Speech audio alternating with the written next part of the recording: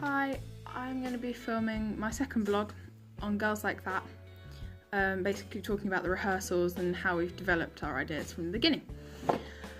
Our rehearsals are going really well at the moment.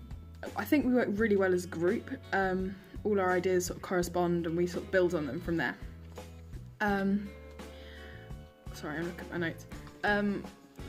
At the beginning, we started on we knew how we wanted our characters to evolve during the script, but we didn't know how to portray that and how we wanted the audience to see that. So we had a session with Miss Brownson, basically asking questions of how we wanted the audience to feel, how we wanted them to react, respond, and what we wanted them to, how we wanted our main objective to come across to them. And we did that not only as actors, but we also did it as characters.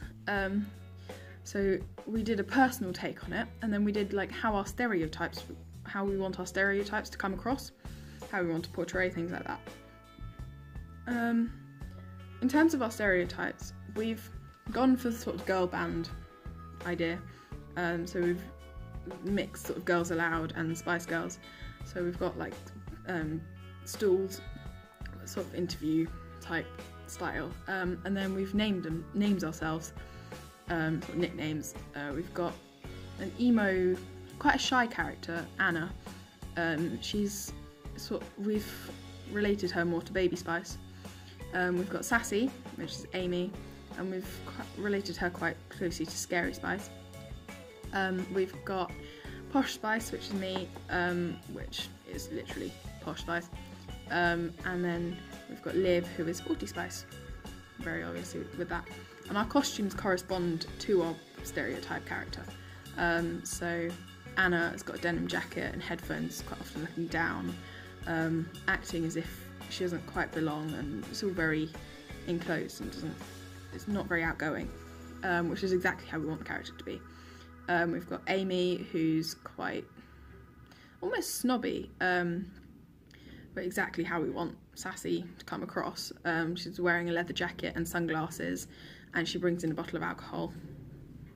And then we've got Liv, who's wearing headbands, like a sweatband, and a really sporty kind of jacket and trainers. And then Posh Spice, me, I'm going to wear a tie and my blazer, as sort of, I don't want to disobey any school rules, I don't want to put a foot out of line or anything like that.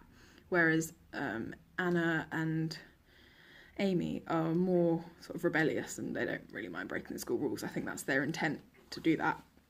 In terms of sound, we started off by singing one of our songs. We were going to play it, but in one of our most recent sessions of rehearsal, we decided actually we were just going to go straight into the next scene. It was cleaner, it was easier generally. And lighting, at one point we transitioned from one scene to the next with just a spotlight and a blackout at the back. So we've got a spotlight at the front, on me talking about Scarlett and her photo. And then the others one by one join me when their lines come in, which I think it's a group thing. We all it's how friends would talk about something. It's almost gossipy, so. So rehearsal techniques, what we've been up to, how we've been doing them. Our first one was thought tracking, and to start with, it was fine, because with our words at the very beginning, like slut, sket, skank, hoe, prossy, whore, slapper, tramp, tart, things like that, it was really easy because we could just literally explain why we were saying this or what we meant by it. So for instance, when I started, I said slut, and then I said, oh, she thinks she's so amazing, but she's not. And then Liv said skank, and then she's like, oh, her clothes are always really slutty. And we did occasionally reuse the same sort of words we were already speaking, but we didn't really think that mattered so much because it really put the point across. As we went on with the script, we kept doing thought tracking, but it didn't work so well. Mainly because the script was already doing it for us. I think that was the point when the play was written. I think the point was to basically narrate exactly how the girls felt about life and what they were doing and how they reacted to the photo. It's not something you react to lightly, I don't think, so the photo was quite a big emphasis point for us.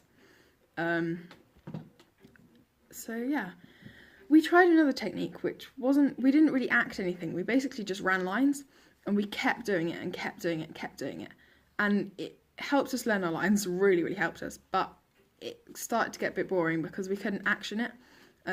We couldn't act it, and I think that was the whole point. If we just kept it boring, it would then make us overreact and overact more the next time, like if we did it when we acted. So yeah, that was a very big contrast from what we've been doing, from thought tracking. So overdoing stuff and really explaining what we're doing to not doing anything at all was quite a big difference for us. We then brainstormed a whole load of ideas. Luckily in the room we rehearsed, we've got a whiteboard, and we basically just said, right, when Amy starts talking about chickens, we're going to do this, and we changed it several times because a few people came in to watch it, gave us feedback, which we found really helpful. But we then decided that instead of basically pretending to be introduced to a new girl in a group of friends, we would go into the audience and break the fourth wall, as Brecht is exactly how what we need to do in Brecht. We decided we'd break the fourth wall and go into the audience and start saying the words we said at the beginning, so slut, skank, sket, whore, prossy,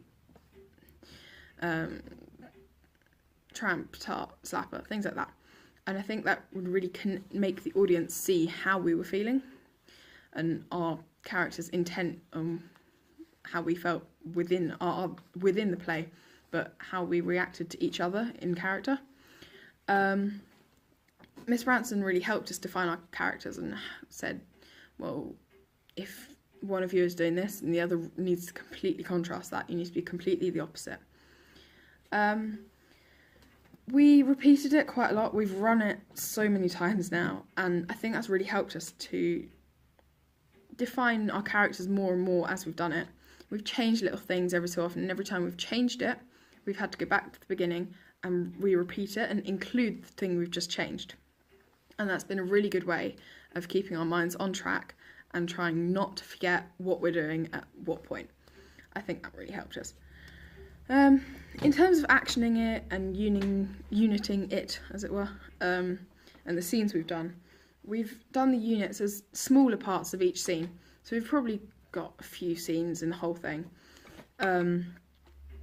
But we've gone through it and we've said, right, this needs to happen in this part, but this is a completely different area and different aspects, so we need to do something different that shows to the audience that we've done something different. We've also watched other Brecht pieces, so A-level, GCSE, from a few years ago, quite a long time ago as well, and some more recent, just to show us how we should be doing things, or how other actors have included Brecht techniques into their piece. And I think that really helped us to come through with our style of theatre. As an actor, I feel that our stereotypes are what we really need to portray at the moment, and I'm really looking forward to performing it. I think it'll be really fun, but we need to keep working on how we do things and need to make sure that our rehearsals are as clean and really slick as they possibly can be to get it into the time frame. We've had a few issues with that, and the ending part we've really cut down. Like, we had quite a lot of lines to learn for that, and we've cut it right down, and I think that really emphasises a point. So at the moment we're going from being like really lads, and we change before we go into the lads, we are literally in our stereotypical characters. Then we change as we're talking as boys, so we're not just saying the lines that the boys would say, we are actually the boys saying the lines. And then we stop, we've realised what we've done, and then we're like, wait a minute, girls like us stick together, we can't do that. And that's really how we end it at the moment, emphasising a point, sort of quite a feministic point, but I think that's really cool. and I'm really enjoying it, and I can't wait to perform it. So yeah, that is the end of my second vlog about rehearsals and how we've developed it, and I will do my next vlog on the evaluation of our performance.